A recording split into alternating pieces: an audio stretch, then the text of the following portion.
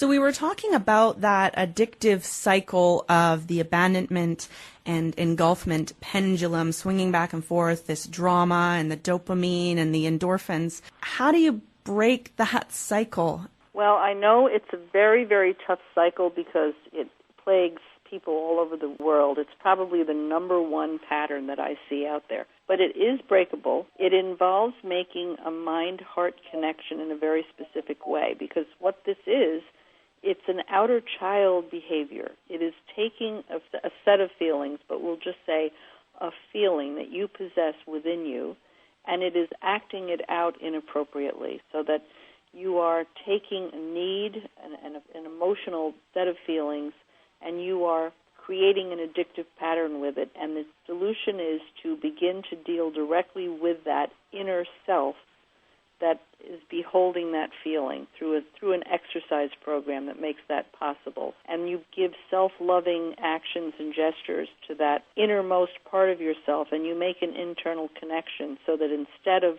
being caught up in these patterns that don't help you get where you're going, you actually begin to find healthy relationships. I'd like to talk a little bit about what the outer child does, because in this example of my own personal experience, we had just had this big conversation about how much we trigger each other and how we were going to cope with it. So we had a game plan, and it happened again. And over the course of a few hours, I went from, okay, I'm not going to act on this, to something in me started to justify why I needed to have this big reaction and break up with them by email, rather than just staying calm and talking about it the next day.